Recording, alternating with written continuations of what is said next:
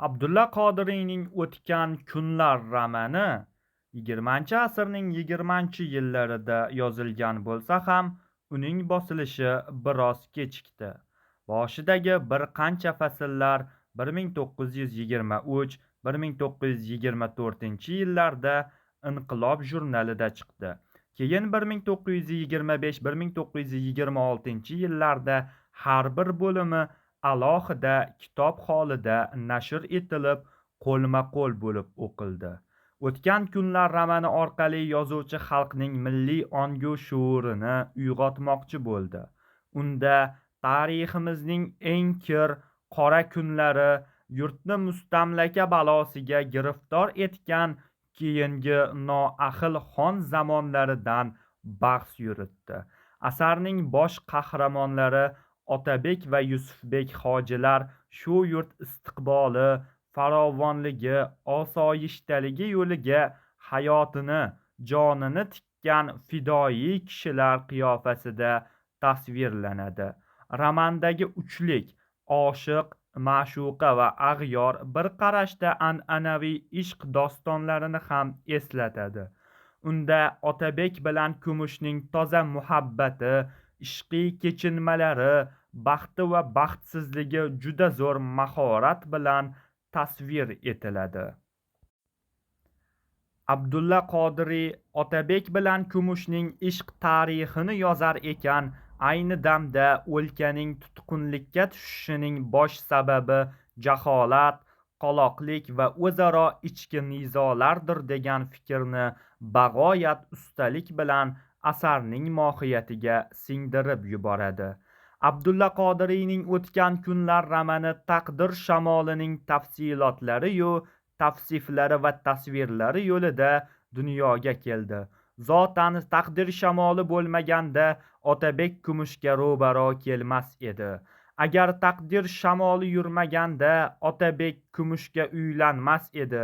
Agar taqdir shamoli yelmaganda Marg'ilon bilan Toshkent orasidagi shirin va achchiq sarguzashtlar-u O'zbekoyimning orzu-havas yo'lidagi o'jarliklari yuz bermas edi. Agar taqdir shamoli bo'lmaganda Kumush va Zaynab kundosh ham bo'lmas edi. Agar taqdir shamoli... Asar avvalidagi bir yig'inda majlis ahli Turkistonning o'sha paytdagi holatini tahlil qiladi. Ziyo Shohchi "Bizning shu holga tushishimiz o'z fe'li huyimizdan" deydi. Otabek esa ijtimoiy tubanlikning sababini ittifoqsizlikda, o'zaro nizolarning avj olganida, buzg'unchi va nizochi unsurlar tomir yoyib, har zamon sodda xalqni halokat chuquriga qarab tortishida deb biladi. Romanning asosiy qahramonlari Otabek va Yusufbek hojilar shu yurt farovonligi yo'lida jonini tikkan fidoyi kishilar qiyofasida tasvirlanadi. Romandagi tasvirlarga ko'ra, Yusufbek hoji agar ikki kelin o'rtasida so'z chiqqanini goho eshitsa, ikkala kelinni o'z oldiga chaqirib nasihat qiladi.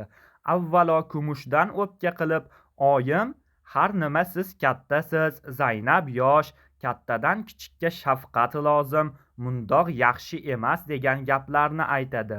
So'ng Zaynabga nasihatlar qiladi. Keyin ikkisini duo qilib, bir-biriga salom berdiradi. "O'tgan kunlar" asari va filmidagi eng katta farqlardan biri shuki, "O'tgan kunlar" asarida Abdulla Qodiriy birgina ham bog'lovchisi orqali Kumush va Zaynabni teng darajaga olib chiqadi. Ya'ni Kumush Marg'ilondan Toshkentga kelganda Yusufbek hoji "Qarang-a, Marg'ilonda ham shunday kelinimiz bor ekanu, biz bilmay yurgan ekanmiz. Ya'ni Toshkentda shunday kelinimiz bor edi" deb Zaynabni ham Kumush bilan teng ko'radi. Lekin filmda bu ham bog'lovchisi tushib qolib, Kumushni Zaynabdan yuqori ko'rsatish holati qayd etilgan. Asardagi qahramonlar siz bilan bir havodan nafas oladi. Ularning yurak urishlari eshitilgandek bo'ladi. Go'yo Otabek bilan yonma-yon yurasiz, ziyofatlarda birga o'tirasiz. "Siz o'shami?" degan hayajonli savolni xotira devoriga muhrlab qo'yasiz. O'tgan kunlar romanining boshiga e'tibor bering. 1264-hijriya Dalv oyining 17-si qish kunlarining biri. Quyosh botgan tevarakdan shom azoni eshitiladir. Roman shunday boshlanadi.